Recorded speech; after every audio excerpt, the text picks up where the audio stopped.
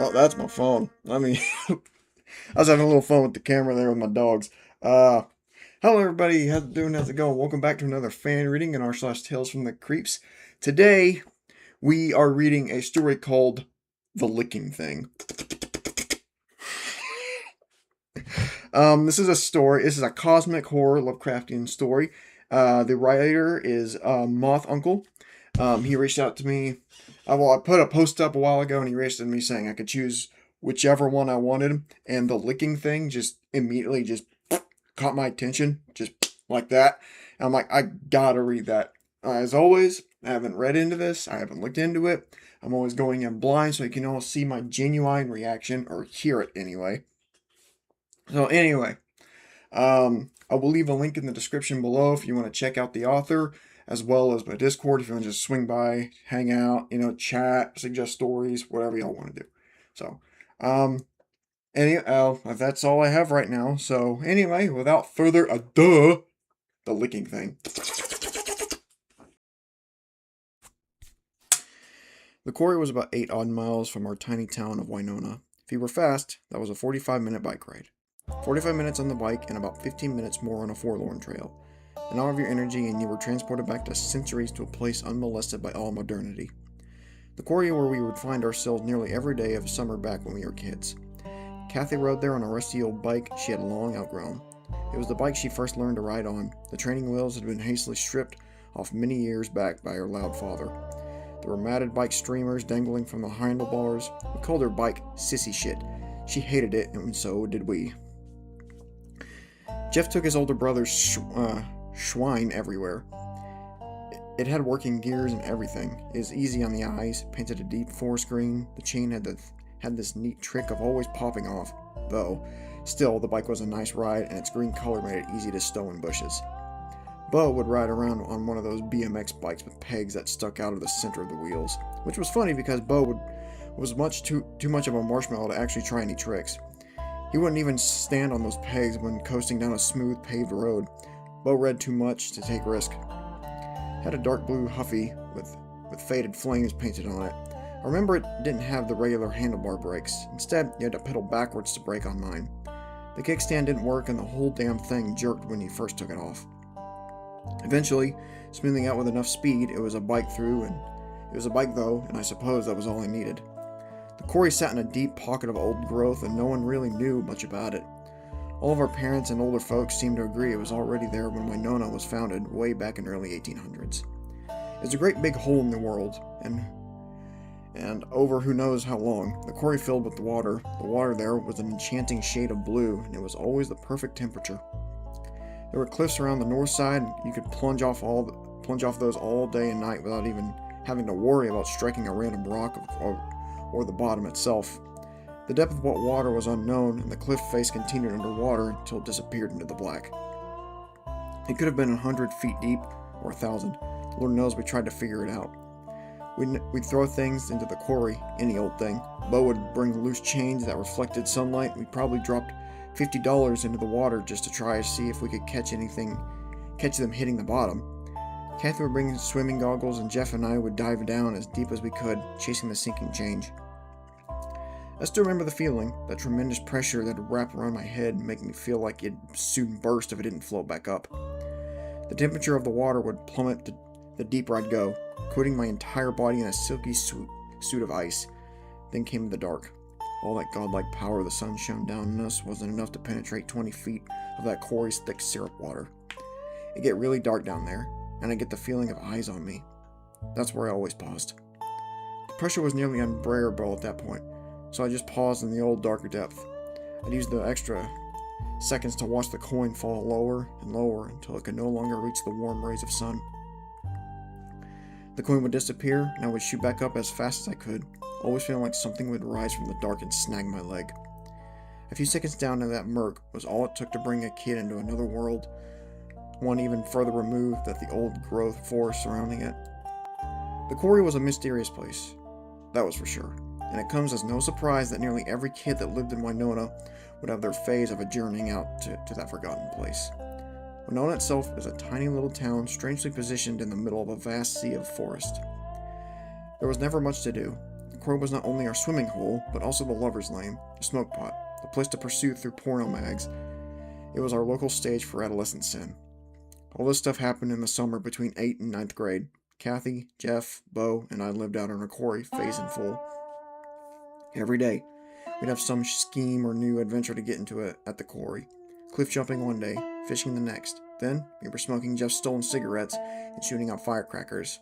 Then, we tried rock climbing on the steep cliffs Chad off leaping from. We tired of leaping from.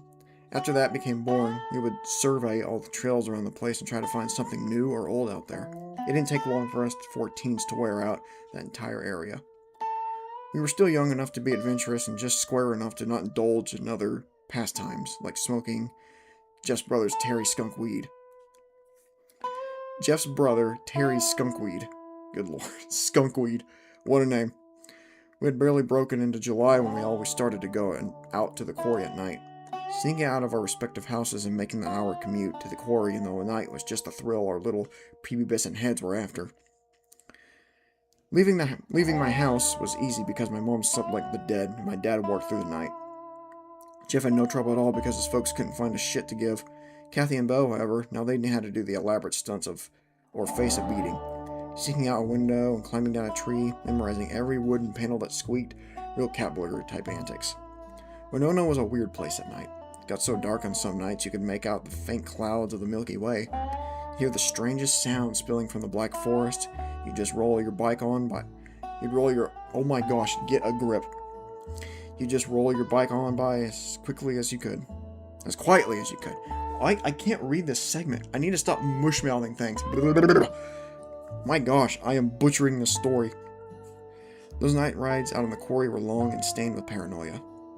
The Forlorn Trail was the worst because you'd have to walk it and really get intimate with a black forest that contained all those strange and natural noises. Some nights, Jeff would pop out behind some tree or rock and send me into a fight or flight response. He was real jackass sometimes, just like his older brother, Terry. Terry was the one that told us about the licking thing. "You guys are too chicken shit to try this," Terry said in his low, creaking voice he'd adopt after ripping his sticker bomb bong. "But if you want to experience something that'll fuck you up, like really stick with you, y'all should meet the licking thing." We were all standing around a raging trash burn that Jeffrey's family would do every month. Terry was there attending to it as he continued about this licking thing. "It's the craziest shit you'll ever do. I did when I was about y'all's age." "What the fuck are you talking about, Terry?"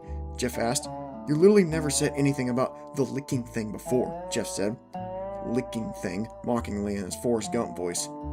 He's just trying to scare us," Kathy said, bored and messing with her frizzly hair. "You're gonna have to come up with something more creative than the licking thing," I said. "Yeah, like what is it, a fucking dog?" Jeff exclaimed, and then his tone became subdued. "Terry, have you been doing the peanut butter trick again with the neighbor's poodle?" What did I just read?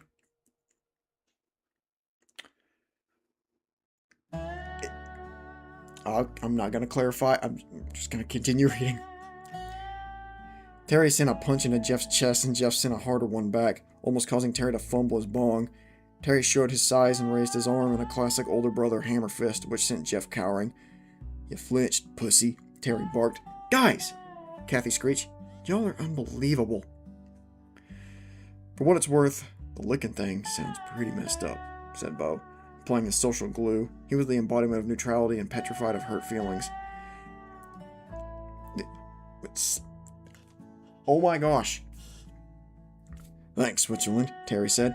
"Hey, y'all don't believe me? That's fine. Try it for yourselves. You'll see next time y'all are having another late night play date at the quarry, take a dip." "We swim all over the quarry. What's your point?" "No, you gotta do it late at night. Swim out into the center and wait." "You're so fucking stupid, dude," Jeff said, rubbing his freshly punched chest. "What's so special about swimming into the middle?" I prodded further, expecting it to just be bullshit. But whatever, it's cool bullshit, I thought to myself. But what if it's cool bullshit? I thought to myself. "What if one of us gets a cramp and can't swim back?" Bo asked, expecting all of us to rally behind him. There was a communal second-hand embarrassment at that. Terry looked at him, confused. "Then you'll drown, and they'll never find your body, fuck nuts. Duh." We just won't eat beforehand, Bo," Kathy said, sounding like a disappointed mother. "So, we swim out to the center and do it late at night. Simple. Shit, I'll do you one better and do it during the witching hour," Jeff said, all macho and confident. "Sure, I don't give a shit. Do exactly that and give it a few minutes. Watch what happens," Terry said and hit another Herculean rip. "You ain't gonna do it, though. You do chicken shit." It was all the motivation we needed. Chicken shit. We'd all go to the quarry that very next night with our swim gear. I'd be lying if I said I wasn't getting those nervously excited electric jolts through the entirety of the next day. My mind was on fire with conflicting thoughts and feelings about the whole objective of the upcoming night. The licking thing, what the hell does that even mean? A thing that licks? Dumbass. Yeah, but like what? What Terry's talking about, what's going into the center of the lake. What's that about? He's just messing with you guys. Nothing's going to happen. He's just trying to scare you because that's the only joy he receives in the miserable little life. He's never done anything else to scare us, though, except maybe on Halloween when we're younger. Come to think of it, Terry's never really that talkative unless he's super stoned. Exactly. He was stoned last night. Stoned to head. Oh my gosh! Get a grip! Stoned to the heavens. Absolutely fucking sauteed. Maybe that opened him up to talking about something messed up that happened to him. This is pointless. Thinking about this over and over all day is just going to get you freaked out, and it'll be an over nothing. Some half-assed scary story from a stone ape. Chill. As the sun crept below the trees and stars began to come out and play in the evening sky, I began to feel that twisting, bubbling sensation in my stomach. Fake or not, I wasn't into the idea of swimming way out into the bottomless pit at 3 in the morning. Half of my fears were rooted more in reality, like getting bit by a water moccasin or something. And even though Bo was as sissy as shit as Kathy's bike, he was right. What if one of us did get a cramp and sink to the bottom? Whatever that may be. Jeff brought hot dogs and successfully shoulder-tapped a 6-pack of beer on the first time that night. Kathy rode in a sissy shit equipped with swimming goggles and glow sticks. Bo brought as many pool noodles as he could fit in his backpack in case of a cramp. I brought a couple of airsoft guns in anticipation of the licking thing being a total bust, although part of me was still deeply nervous about it all. The ride out to the quarry that night was the most fearful one I'd experienced up to that point. Most of the time I'd sneak out around 11, and that wasn't so bad. Even in a tiny town like Winona, you had plenty of house lights still on, and even some TV still glowing. A car might even pass by. That night, I set off for the quarry around 1:30 in the morning, thanks to Jeff's insistence on swimming out at 3 in the morning. There was nothing awake. No lights, no passing cars, nothing. I could hardly see where I was going. If it wasn't for my decent mental compass, I doubt I would have been able to find my way. Alright, so I gotta go to the bathroom real quick.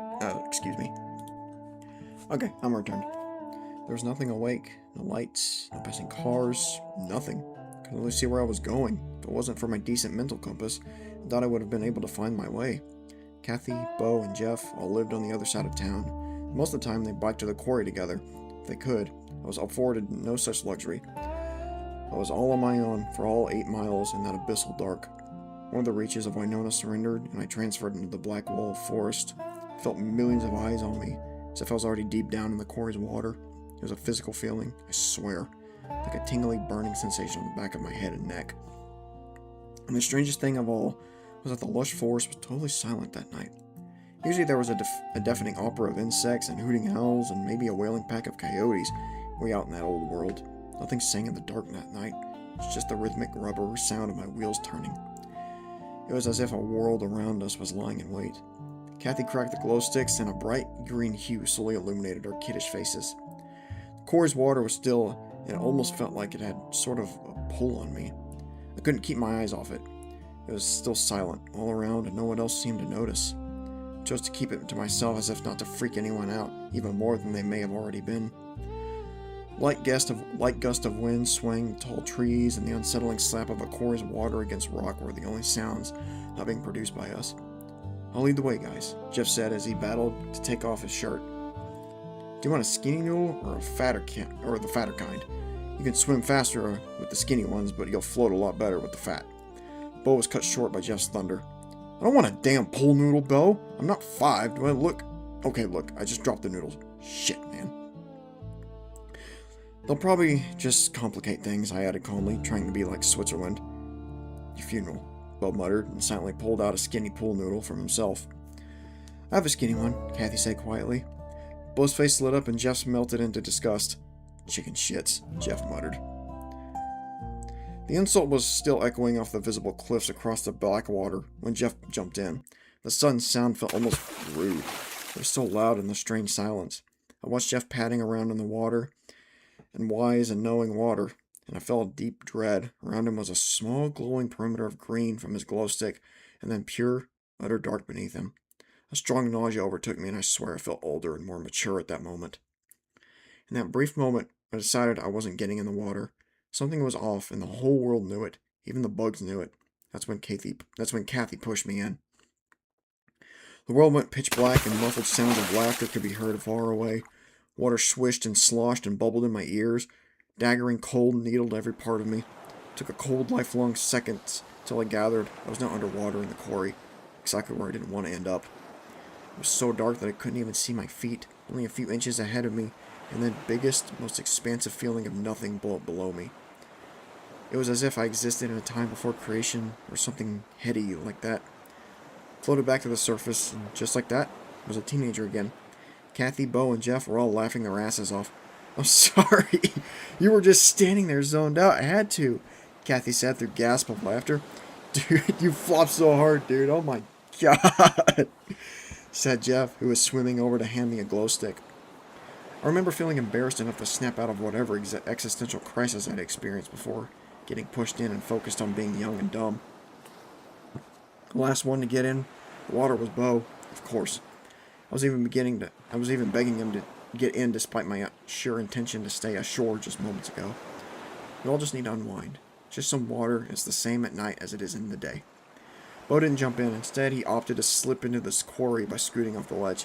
It's so cold tonight, Bo stuttered through chattering teeth. Yeah, it's a real ball shrinker, I said. Ew, shut up, Kathy screamed. Don't worry, Kat. He doesn't have any balls, Jeff said. Come on, guys, we gotta get moving. The swim out to the middle of the quarry probably wouldn't take too long Oh my gosh. The swim out to the middle of the quarry probably wouldn't take too long if attempted by a competitive swimmer. We were four lazy teens who were uninterested in sports. Jeff was the most athletic, but it was only thanks to his genetics playing out. It took about 10 or 15 minutes of pathetic butterflying strokes till we all agreed on being as in the middle of the quarry as we gathered, based on the low visibility. I think this'll do, Jeff wheezed. I only thought I was cramping there for a second, Bo said. How will drown you if you keep talking about cramps, bro? So, what do we do now? I asked. I was beginning to feel uneasy again. In between our words was the most heavy silence. One of the subtlest little burps of the water could qualify as sound. I don't know. We wait, I guess? Like Terry said. Jeff muttered, looking around with his glow stick. How long? I'm kind of freaked out, Bo whimpered as he clung to his pool noodle. Me too. The water's so deep and cold, Kathy gathered. That's the fun, Jeff sang. The licking thing won't be long now. Ew, quit it, Jeff. I don't like that voice, Kathy said.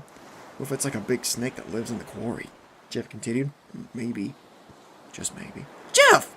Kathy yelled, and the echo chanted back to him twice. Maybe it's the ghost of a girl who drowned here. Jeff now held his glow stick right under his face so the shadows made him look like an impersonation of himself. And this ghost girl has a curious tongue. Jeff embraced the silence, and his grin grew wide. That's when he slowly looked down. Oh my god! Jeff screamed as loud as he could. We all thrashed around, panicking. All of that dread I'd felt for the whole night bowled over, and I was filled with some primal kind of fear.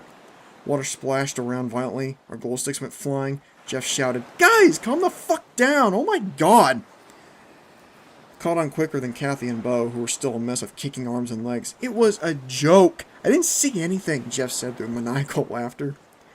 I grabbed Kathy and tried to calm her down. When she settled, she did the same as Bo. I was livid. The fuck, Jeff, you jackass! I growled. It was a joke, bro. Chill, Jeff said through an annoying little giggles. Yeah, real funny, you stupid joke just cost us all our glow sticks. Jeff looked at me, confused, and looked down into the water. 4 green glow sticks were falling fast into the abyss. We watched them slowly fade into the darkness, never reaching the bottom of the quarry. You are such an idiot, Jeff, Kathy said with acid. Oh my god, Bo yelled. How are we going to get back? We'll be okay, I said, not knowing if we were surrounded by land, all right. We'll be cool no matter which way we swim, yeah? I didn't know what I was talking about. It was true the quarry was long, landlocked, but it was also probably at least a mile or two long, just as wide as some places. Not to mention almost all the north sides were dominated by steep cliffs. I didn't have much faith in Bo and Kathy noodling those distances in the cold, dark water. And me and Jeff, well, we'd be succumbed to cramps with all the aimless swimming. It was a pitch black now, but the dim gleam of our glow sticks had gone away. Overcast skies had rolled in and eaten up almost any natural light that could have aided us. The only visual I can recall seeing was the faintest change from ground to sky, with the low-hanging clouds tackling on an off-black shade while the quarry and the sounding forest was obscured and void-like. Can't see your hand in front of your face kind of dark. I floated there for a while, unsure of what next move was. Silence became deafening, and we let it intrude to the point where it seemed we were all afraid of breaking it. The next thing I remember was feeling that something in the water had changed. It got even colder.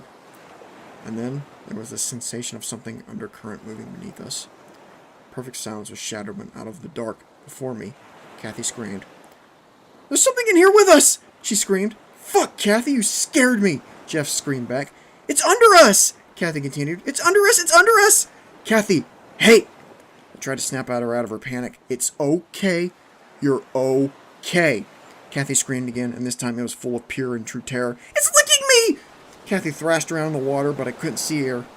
Only I felt the resulting waves of her flailing and the spring spits of frigid water whipping me. She's just imagining things. There's no way there's something actually licking her.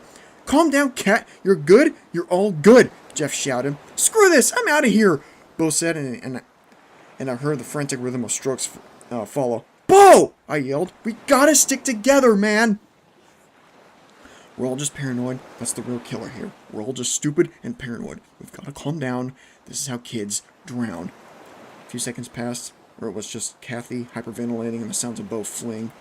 I noticed Jeff wasn't saying anything anymore, which I found strange.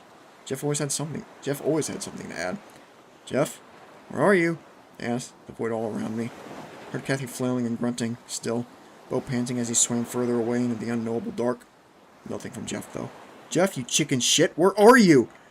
That would get to him. That would get him to respond, surely. "I felt it too," a monotone voice said from the dark off to my right. "I feel it. It's licking my feet." "Jeff, you're being crazy, man. We're all just scared shitless," he said with no confidence at all. Bo must have been half a football field away now. His strokes were just dim slaps over in the distance. "Please, make it stop," Kathy whined in an awful cracking voice. Sent a full-body shiver down my spine.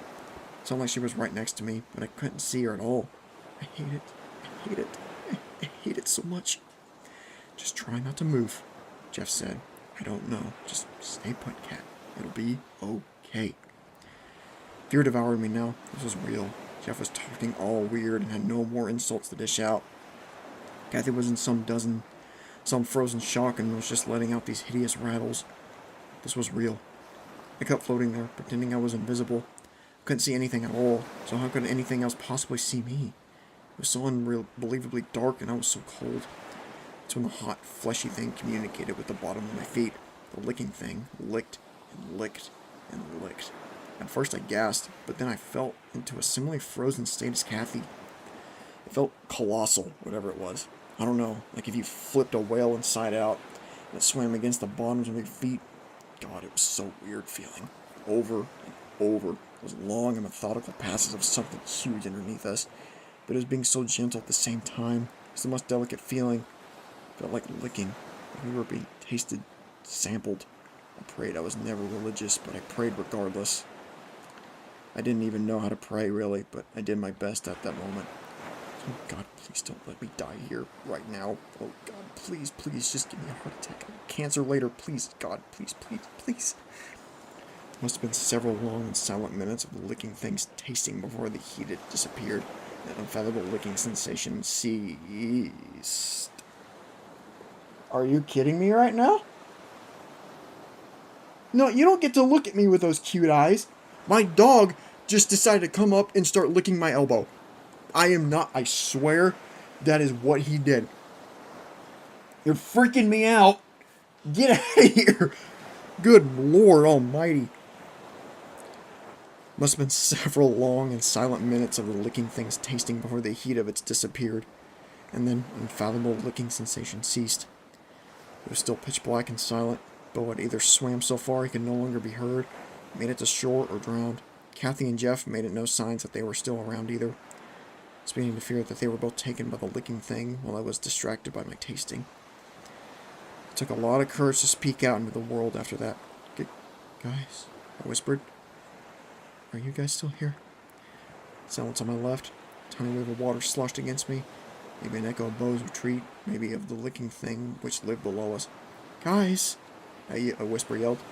I'm here, Jeff said. We need to leave.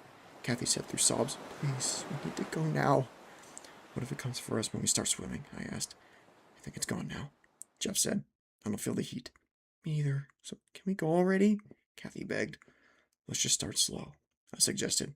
Really slow till we're far enough away. With the caution of hunted prey, we all began slowly swimming away from the middle of the quarry. I've always had a decent sense of direction, and I'll forever be grateful for that ability. The subtle tug always within my mind of where I'm in relation to somewhere else, so it got us back to shore. It only took a little longer than when we initially swam out and we were only a couple 100 feet away from our camp.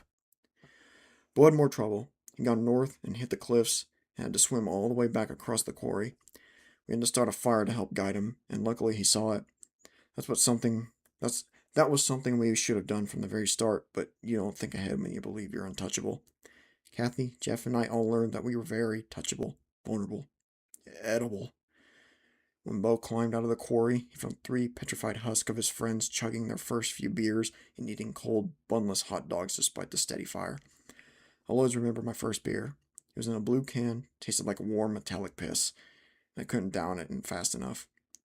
Bo was a mess of complaints. He had all sorts of scrapes and cuts and bites and bumps. He was freezing to death and had turned into a prune from all his time in the water. We could offer no help.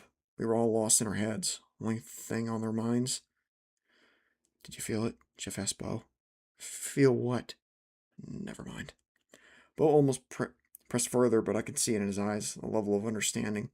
He sat by the fire and warmed his hands and feet. He didn't ask for a beer, nor a hot dog. Eventually, the sun came crawling up into the horizon. The quarry was reflecting brilliant reds and oranges. To me, it just looked like a body of blood before us. We hiked out of there, none of us talking unless it was Bo trying to start a conversation. No conversations were started despite his efforts. Something in us had changed or snapped. Kathy, Jeff, and I were different. And we would stay different. Kathy ripped sissy shit out of a thorn bush and rode off without a goodbye or anything. Jeff hopped on Terry's schwinn and pedaled off as fast as after some short nods in our direction. I watched him fly and thought that Terry better skip town before an act of siblicide occurred. Bo gave me a fist bump and got on his BMX bike. I'll see you guys tomorrow? Bo asked. Looked at Bo with my new eyes and I lied. Yeah, man. See you then. So much for the licking thing, right? Still, it was a fun night, even though I was lost at sea for half of it. Bo smiled and rode his BMX bike down the street like it was a tricycle. I watched them all vanish as they passed the first curve on the way back to Winona. Felt the urge to cry, but I didn't. Just let it all sit right below the surface. Lifted up my down Huffy and observed the faded orange flames on it. It looked so childish to me now. I started pedaling back towards Winona myself, my bike buckling and stuttered until I hit the speed where all of its injuries faded into a smooth momentum. That was the last time I'd ever talked to any one of my best friends. The licking thing had changed us, jaded us into a new chapter of our lives where we were no longer compatible with one another. I don't wish to murder Terry as Jeff might have on this morning. After our encounter, I certainly resent him for carelessly shattering our innocence and our friendship. As I grew older, I came to find a lot of teens knew about the licking thing.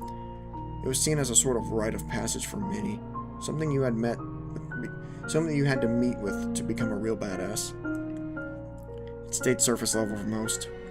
It was just some strange phenomenon that happened when you went out to the quarry at night. Some kids happened upon the licking thing by accident, while some were like us and ventured out into the black water after being egged on by some older sibling or a friend with higher social status. It was just something to do in our little town. Hardly any questions were ever asked. Adults either didn't know about the licking thing or thought it was just a tall tale. The whole challenge of it all never sat right with me.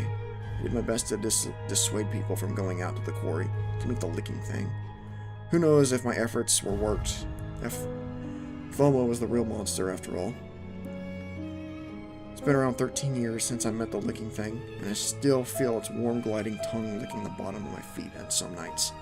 Swimming out into the water that night is still one of my biggest regrets, even though I now live hundreds of miles away in a big city with new friends who've never heard of Winona, and have a busy job and expensive hobbies. And there's been so many days between then and now. I still feel the licking thing. I still feel like the licking thing can find me. Or worse, maybe one day, I will be compelled to come back and find it. Good Lord. That whole story made me uncomfortable because I will not swim in a pond, lake, ocean. I will not do that because if I can't see the bottom, I don't trust it. So I would rather not go out into this quarry and have something unknown that I can't see start licking the bottom of my freaking foot. Not to mention that guy right there, Duke. He licked me. He licked me. Don't do that while I'm reading a story like this. Good Lord Almighty. No, you stay. Don't try to cute your way out of this. He just came up with the hand again. Duke.